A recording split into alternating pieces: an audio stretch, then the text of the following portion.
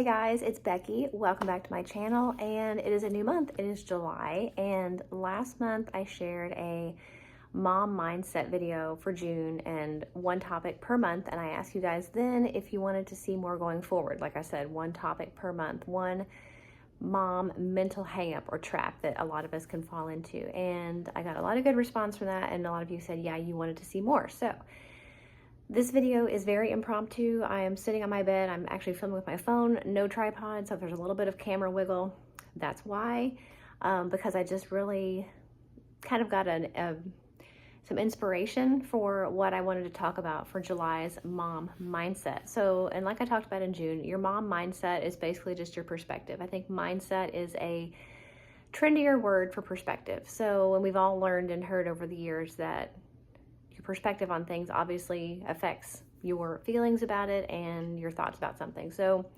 changing your mom mindset, changing your mom perspective is just a new way to look at something to try to make it into a positive. So today I wanted to talk about how many times a day as a mom do you hear, look at this, come see this, look mom, look at this, look over here, look at this, look what I did. And it can be a little bit overwhelming, especially if you are mentally doing something else, or mentally and physically doing something else. Sometimes you're thinking about what you're going to have for dinner. You are thinking about an argument you had with your spouse. You're thinking of, how you're going to get X, Y, and Z done in the day. Your kids aren't necessarily thinking about the fact that you may be doing other things physically and or mentally, but you are most of the time. If you're a mom, you're doing at least 4 different things at once. And it can be really overwhelming when on top of that, they're calling for you and wanting you to do something, look at something, show you something. So, and trust me, I understand this because as a work at home, stay at home, homeschooling mom, my kids pretty much have 24/7 access to me.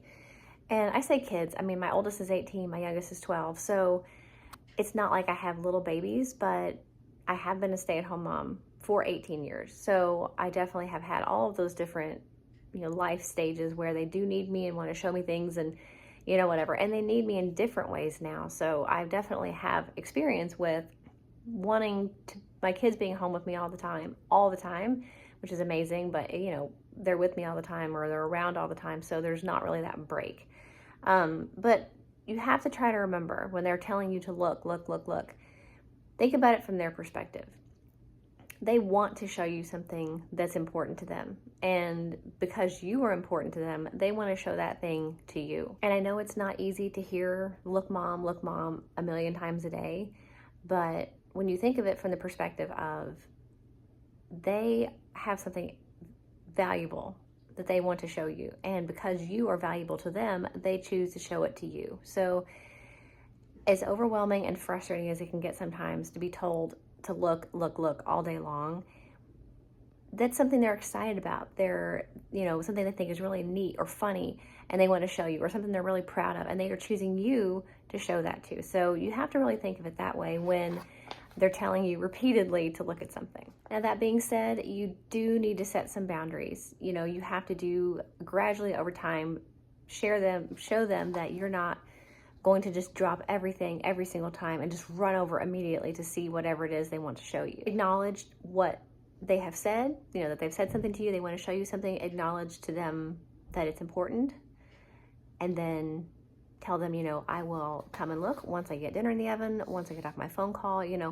whatever you are doing at that time. If you can't stop, tell them, wait till I get such and so done and then I will come and look. So that way you're at least acknowledging that you have heard them and it is important to you and you're going to look, but you may not be able to look at that very minute. Something else that I have done, and I especially did it when my kids were younger, but as a homeschooling mom, I still do it now. I try to schedule and plan my day around when my kids are going to be, around the most. So if I have a lot of phone calls to make or something that requires a lot of attention from me, I'm not going to plan that in the middle of the day when I'm trying to do homeschool and, get lunch together or, take them somewhere they need to go. I'm going to plan those things for earlier in the morning, sometimes even before they get up.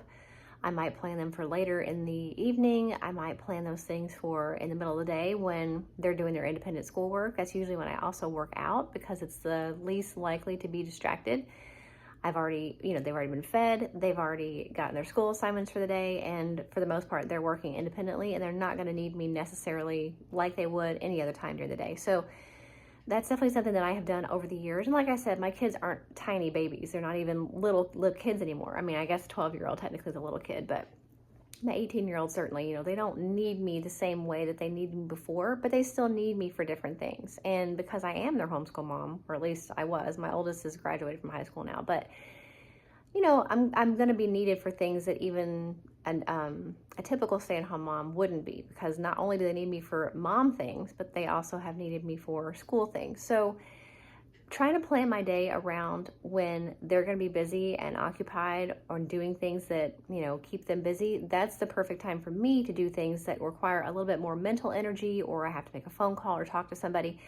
So I try to be smart about how I plan my days that way. So whether you have older kids or little kids, definitely plan your day around when you are going to be needed less.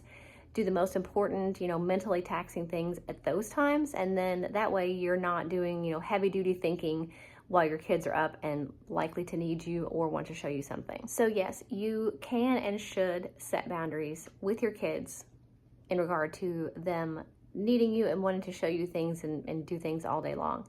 And those boundaries will change as your kids get older, and that's okay, and that's the way that it should be.